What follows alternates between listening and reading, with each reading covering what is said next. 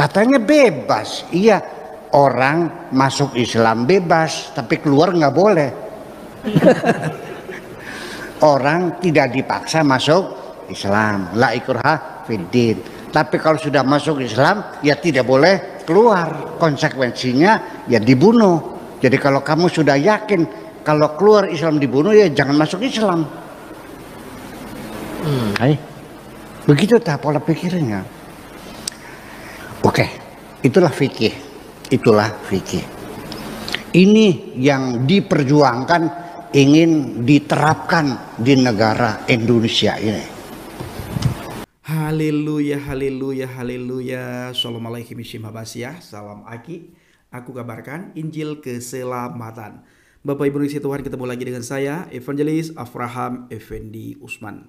Bagaimana kabar semuanya? Tentu luar biasa.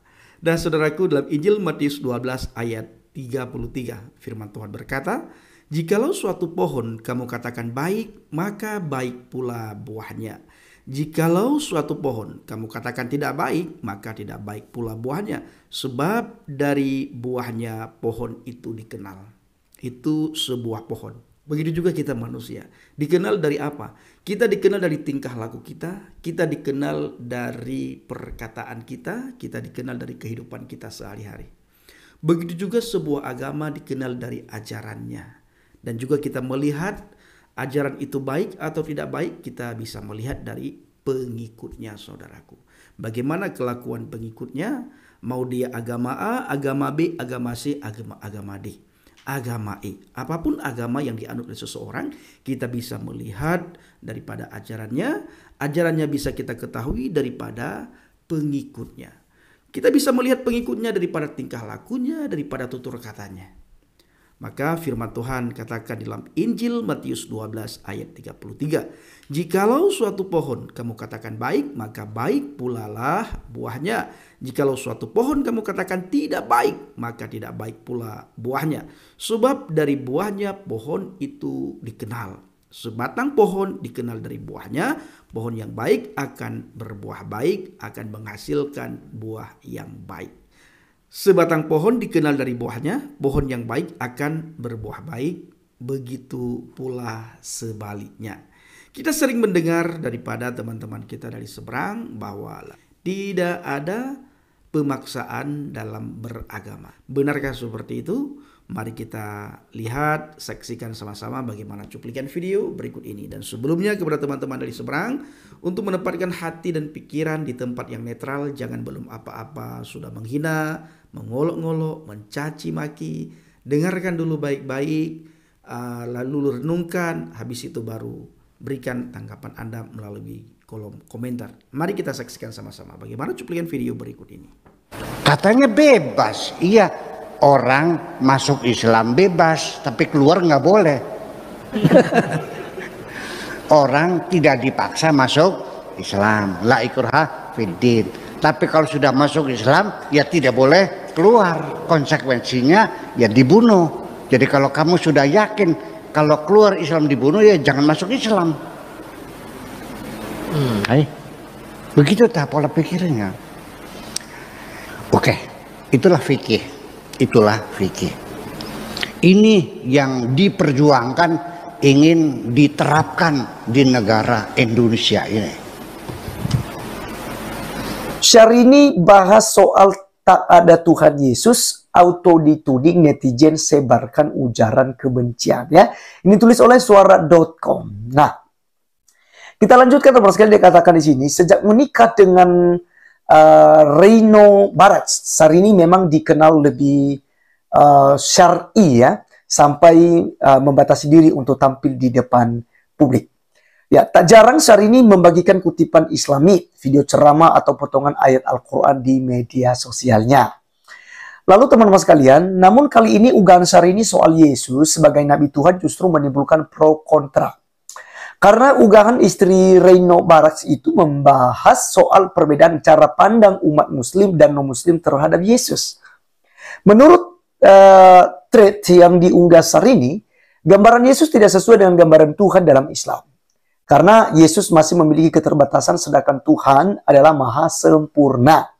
Bagaimanapun di dalam kitab suci, Yesus lahir, makan, tidur, berdoa, dan punya keterbatasan pengetahuan. Sementara Islam mengajarkan bahwa Tuhan selalu sempurna. Umat Kristen harus menanyakan kembali gagasan tentang Tuhan ungkap dalam unggahan sehari ini. Nah, teman-teman sekalian, kalau saya melihat di sini, ini sudah memang masuk ke kamar orang lain.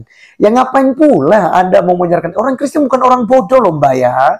Ya, bukan orang bodoh. Kalau Anda memang Islam, Anda urus saja agamamu.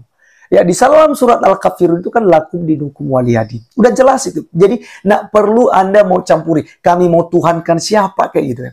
Justru sama halnya ketika kami mau melihat kok sejak kapan itu Bapa Yahweh yang disembah oleh Abraham, Ishak dan Yakub mengganti nama jadi Allah SWT. Ya kan? Karena kami tidak mempercayai bahwa Allah SWT itu nama diri dari Tuhan pencipta langit dan bumi. Orang Kristen tidak percaya, tapi kita tidak nyinyir seperti Anda, Mbak. Kita tidak nyinyir untuk dibandingkan hal itu. Tidak. Ya, agamamu, agamamu, agamaku, agamaku. Ya. Oke.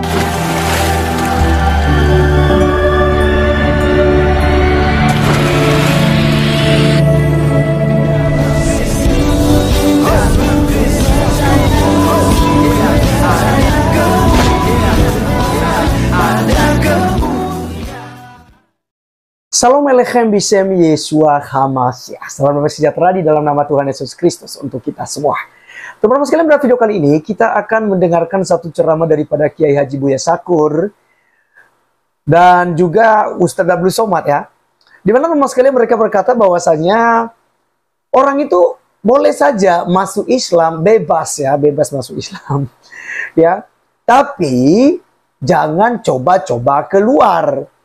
Karena kalau Anda keluar, itu kayak kata Buya Sakur ada fikihnya.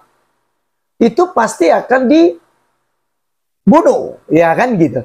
Jadi teman-teman sekalian, kalau Anda yakin bahwa kalau masuk Islam, lalu kalau keluar nanti ada dibunuh, ya lebih baik nggak usah masuk Islam, kata Buya Sakur. Nah, teman-teman sekalian, yang saya lucu adalah bagaimana teman-teman polemik Muslim seperti Syahrini ya, artis kemarin ini yang bangga dengan keislamannya, kemudian menjelekkan kekristenan.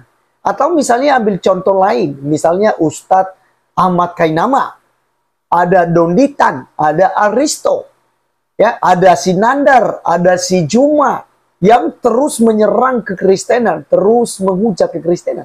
Tapi mereka lupa dengan agamanya sendiri yang begitu mengerikan. Nah, teman-teman sekalian, kali ini mari kita langsung saja menyimak dulu apa yang disampaikan oleh Buya Sakur yang ada berikut ini. Pertanyaannya, berganti agama dalam hadis itu dibunuh, sementara dalam Al-Quran tidak ada paksaan. Iya, bagaimana itu, Buya? Ya memang. Memang kalau itulah fikih. Itulah fikih. Syekh Yusuf Al-Qardawi, mufti di Qatar, itu disoal oleh wartawan Al Jazeera. Ya. Ditanya Syekh Qardawi sebagai mufti ya, kenapa orang murtad dihukum bunuh? Bukankah Islam mengatakan la ikraha fid din? Tidak ada paksaan dalam agama. Jawabannya apa? Ya kalau orang Islam yang pindah agama tidak dibunuh, ya habis umat Islamnya. Gitu jawabannya. Jadi kalau nggak dibunuh habis umat Islamnya. Iya. Katanya bebas. Iya, orang masuk Islam bebas, tapi keluar nggak boleh. Orang tidak dipaksa masuk Islam, la ikraha fiddin.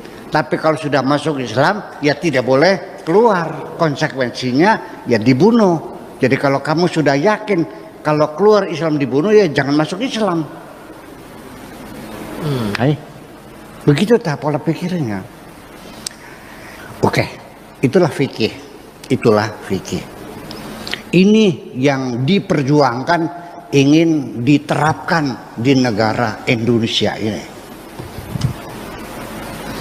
Murtad bunuh. Berzina Rajam. rajam. Dikubur separuh, dilemparin sampai mati. Mencuri potong tangan. Tidak sholat bunuh. Tidak zakat bunuh. Murtad bunuh. Habislah. Kitabnya begitu kok. Terus gimana? Saya tidak berani menyalahkan, nanti saya dibilang murtad lagi nantinya. Iya. Tapi dalil orang berzina dirajam itu nggak ada. Kata mereka dulunya ada dalilnya tuh. Asy-syaikhu wasy-syaikhatu idza zanaya farjumu huma nakalam minallah. Mana ayatnya? Nggak ada, sudah dinasakh. Ini sudah dihapus. Tapi kenapa berlaku hukumnya? Terus Nabi sejak kapan menghukumi mati orang yang murtad? Nah itulah persoalannya, itulah fikih makanya. Jadi ya sudahlah, kita nggak usah ributin fikih, ya sudah sajalah. Kita negara Indonesia ini adalah negara Pancasila, Undang-Undang Dasar 45, bukan negara Islam kok. Saya katakan negeri kita ini bukan negara Islam, paham bikin gitu. Tapi negara yang beragama. Semua orang yang beragama dirawat, dipelihara, diberikan kemudahan. Kurang seberapa lagi. Tapi ya untuk mengamalkan maling dipotong tangannya entar dulu. Orang pindah agama dibunuh entar dulu. Ayo kita bicarakan dulu dong. Orang nggak sholat dibunuh, ntar dulu. Jangan sembarangan, enak aja. Tapi ini fikirnya, iya saya juga tahu fikirnya ada. Ya ntar dulu, ini Indonesia loh. Betul nggak?